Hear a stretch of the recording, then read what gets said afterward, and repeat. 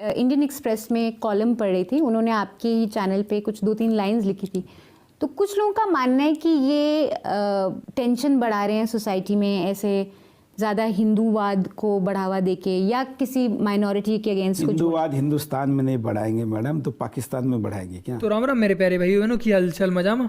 आप सबका फिर से एक बार स्वागत है आपके अपने चैनल ऑफिशियल राइट रेवोल्यूशन में। सुरेश जी की थगलाई पार्ट 1 के लिए मैंने द पेट्रियट ऑफिशियल चैनल पर डाला था। उसके बाद बहुत ही ज्यादा कमेंट आए कि भाई मुझे इसका सेकंड पार्ट भी चाहिए। सेकंड पार्ट को आने में 3 महीने का टाइम जरूर लग गया, बट आप देखेंगे तो आपको मजा आ जाएगा। आज की वीडियो में आप सभी के लिए एक एडवाइस की पीके वाली मूवी का पार्ट मिस मत करना। तो चलिए बिना किसी विलंब के प्रारंभ करते हैं हम अपने आज के चलचित्र।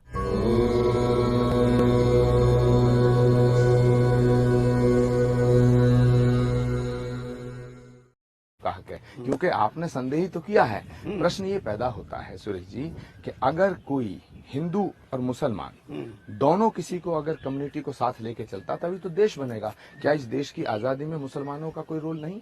क्या इस देश का जब बंटवारा हुआ रोल था उसके बदले पाकिस्तान ले लिया ना? नहीं, जो मुसलमान पाकिस्तान नहीं गए और उन्होंने हिंदुस्तान की इस मिट्टी में मरना कबूल किया, गांधी की कयादत, गांधी का नेतृत्व स्वीकार किया, तो क्या गांधी को आप हिंदू नहीं मानते? तो उन मुसलमानों का दोष क्या है? क्या आप उन मुसलमानों को गद्दार मानते हैं? देखिए, ये तो हमारे पुरखों का बड़ा दिल था कि एक देश देने के बावजूद यहाँ पर लोगों को रख लिया। लेकिन अभी अगर वो कहेंगे कि नहीं, आप पाकिस्तान तो लड़के ले लिया, हंस के हिंदुस्तान ले लेंगे, तो कैसे दे देंगे? जी, हमारे यहाँ पर ऐसा माना जाता है कि पत्रकार की भूमिका नारद मुनि जैसी होनी चाहिए। लड़ाई लगाने की खाली लड़ाई, वो तो फिल्मों में नारद मुनि की इमेज गलत की गई है। अच्छा, ये इमेज है, असली इमेज जो क्या है? असली इमेज ऐसी है कि आप नारद मुनि को लड़ाई लगाने वाला कहेंगे क्या? नहीं, लोगों ने ऐसे ही देखा कि वो यहाँ लोग, फिर किसने, आपने किसके कहने पे देखा? आपने वो जो स्टेटमेंट यूज किया फिल्मों की तरफ देख के किया। हाँ, है ना? तो सही वाली क्या है आप बताएं। देखिए, वो तो एक भगवान थे। अच्छा, हम उनको एक संत मानते थे, और अभी किसी ना किसी रूप में हम हिंदू है तो हर चीज़ में इसमें भी भगवान देखते हैं। तो नारद मुनि को हमने कहा कि पत्रकारों के प्रतिनिधि के तौर पर नारद मुनि कहा जाए। और आपको पता होगा, नारद मुनि जयंती को पत्रकार दिवस के रूप में अभी पिछले 10 सालों से कई संस्थाएं मनाती हैं। मेरे चैनल पे सारे दलों के लोग आते हैं, सारे, और मैं उनका इंटरव्यू अनकट चलाता हूँ। लोगों ने कहा है कि उनके नाम लेते समय केवल नरेश अग्रवाल मत कहना, रामद्रोही नरेश अग्रवाल कहना। एक साथ इतनी धार्मिक चीजें करेंगे तो हजम भी होनी चाहिए। अभी आदत नहीं हुई है, 40 ही दिन हुए। जो आपने कहा कि हम रामद्रोही हैं, हाँ, पहले भी कहा था, टीवी पे कहा था, कभी नहीं कहा। कैमरे पे मैंने कहा था, मैंने आपको रामद्रोही कहा था, और आज भी कह रहा हूँ कैमरे के सामने, सबके सामने। एक उदाहरण देता हूँ। अब क्रिश्चियनिटी का विषय निकला है तो मैं आपको बताता हूँ।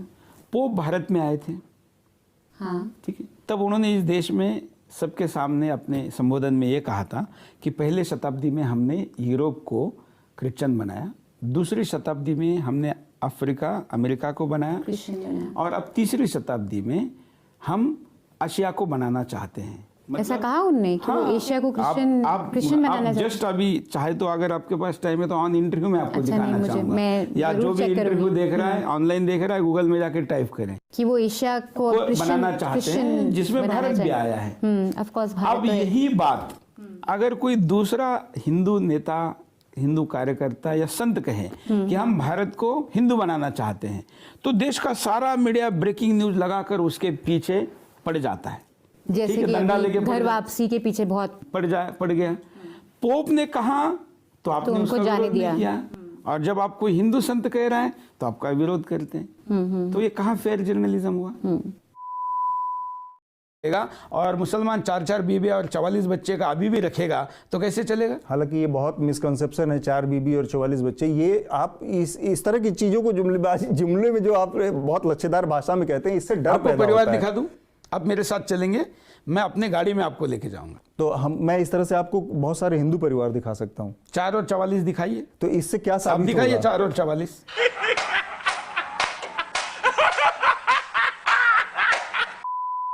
वो तो एपीजे का उनको नाम तो मुसलमान भी वीर अब्दुल हमीद, उनको तो मुसलमान भी मुसलमान नहीं मानते ना।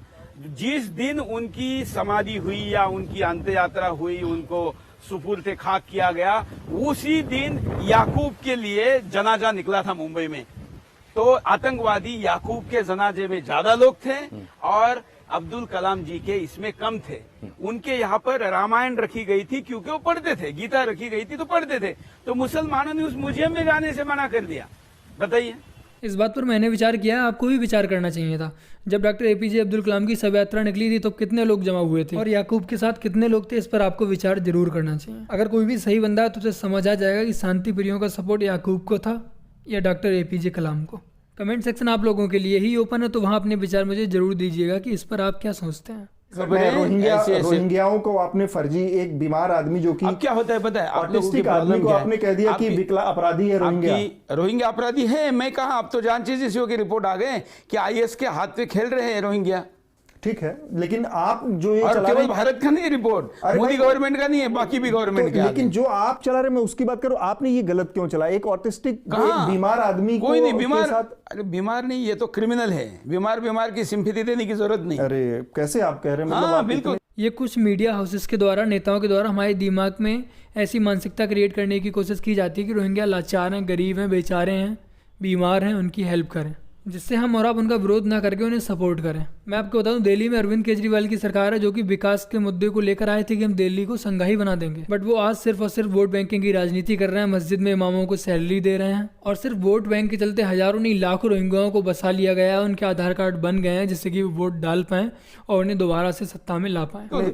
देखिए कोई दया नहीं होती, देश में घुसकर आने वाले गद्दार को कोई दया नहीं। एनआरसी आएगी और इस देश का हर गद्दार को इस देश के सीमा से लात मार के निकाला जाएगा। अच्छा, तो बच्चा आपका शूटर है तो आप भी शूटिंग करते हैं? हाँ, क्या गलत है? नहीं, ठीक बात। हमारा पूरा परिवार करता है। मेरी भाई की 2 छोटी बच्चियां, हम उनको भी शूटर बना रहे हैं। ये क्लिप ऐड करने का उद्देश्य सिर्फ यहाँ पर इतना ही था कि आप लोग भी कुछ सीखें। आजम खान समर्थकों की नाराजगी है कि आपने उनको सुअर बोल दिया,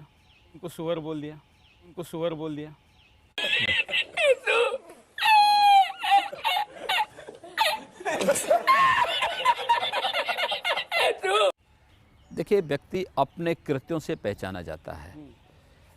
उनकी जो भाषा होती है, उनके जो कृत्य होते हैं,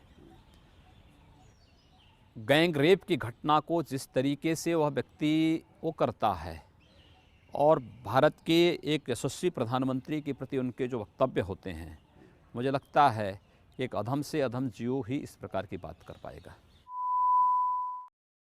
ये जामा मस्जिद का ग्रैंड मुफ्ती जम्मू कश्मीर बोलता है कि अब हम इतने हो गए हैं कि एक और पाकिस्तान चाहिए। उसके खिलाफ आचार्य प्रमोद का आवाज उतना बुलंदी से क्यों नहीं आता जितना मोदी जी के खिलाफ आता है? नहीं, मैं नरेंद्र मोदी जी के भी खिलाफ नहीं हूँ, लेकिन नरेंद्र मोदी जी जो उनकी पार्टी देश से झूठ बोलती है, मैं उसके खिलाफ हूँ। मैं नरेंद्र मोदी जी के खिलाफ नहीं हूँ, ना मैं ओवैसी के खिलाफ हूँ, मैं सच के साथ हूँ। अगर ओवैसी गलत बयानी करते हैं तो मैं उनका भी खिलाफ अगर क्या है, मैं वो बोलता इसी गलत करता ही है। इससे ज्यादा नमक हराम आदमी कौन हो सकता है हिंदुस्तान में?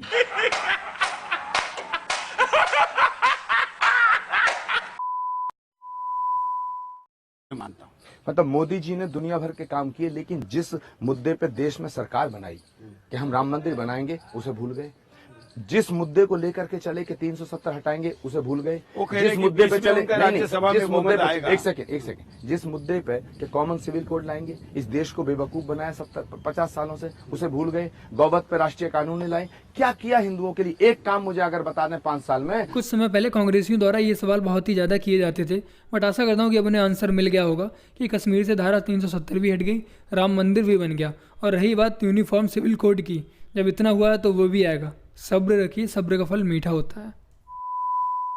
पीके मूवी जो रिसेंटली काफी इस पे आपको मैसेजेस भी आए हैं यूटीवी से? हाँ, मुझे सिद्धार्थ रॉय कपूर जो ईटीवी के सीईओ है, उनका मैसेज आया कि आप जो वीडियो चला रहे इसका कॉपीराइट का उल्लंघन है और ऐसा करने पर हम आपके खिलाफ कार्रवाई करेंगे। हाँ, वो तो बहुत बड़ा ग्रुप है। वीडियो मतलब आप पीके का क्लिप्स दिखा रहे थे? क्लिप्स दिखा रहे थे, पर वो तो बहुत सारे चैनल्स दिखा रहे थे। नहीं, वो सारे लोग दिखा रहे थे प्रोमो के जो उन्होंने रिलीज किए थे।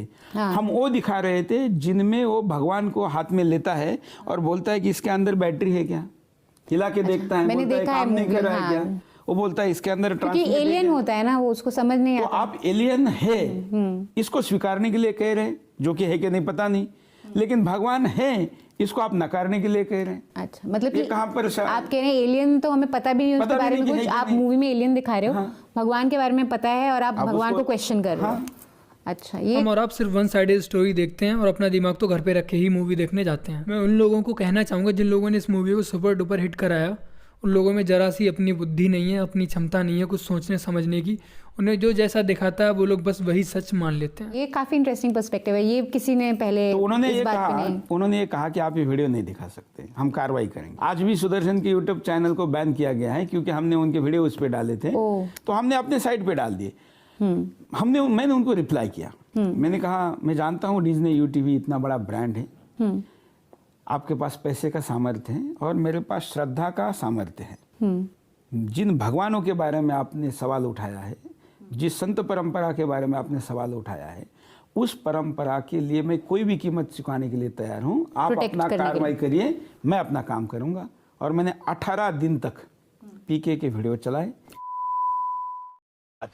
हम तो धर्म जहाँ है वहाँ है। क्या मैं धर्म के खिलाफ हूँ? भाई आप जिसको नहीं, क्या इस्लामाचार्य कहा जाए, क्या मुसलमानों से मोहब्बत करना हिंदू धर्म की मुखालफत है? क्या खुसरो ने भगवान कृष्ण के गीत नहीं गाए? क्या रसखान ने भगवान कृष्ण की भक्ति नहीं की? मानस हो तो वही रसखान, बसो व्रज गोकुल गांव के, क्या रसखान के वो गीत भूल गए? अमीर खुसरो छाप हिंदू को याद है ना, छाप तिलक सब छीनी, नैना मिलाए के, ये भूल गए? देखिए मुझे तो क्या मोहम्मद रफी का वो गाना भूल गए? वो दुनिया के रखवाले सुंदर भरे मेरे लाले, बड़ी देर भई नंदलाला, तेरी राह तके ब्रजवाला, क्या ये सब बेकार हो गया? मुझे इसमें कोई वाह यार, कितनी अच्छी बात कही। शायद आप लोगों को भी यही लग रहा होगा। आप सुनिए सुरेश जी का रिप्लाई।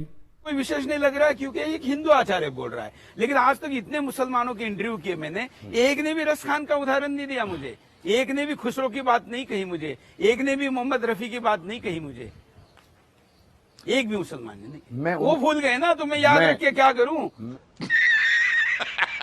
आप सब देख रहे हो ये क्या है? 88% लोग ऐसे हैं जिन्होंने चैनल को सब्सक्राइब नहीं किया बट वीडियोस को कंटिन्यू देख रहे हैं।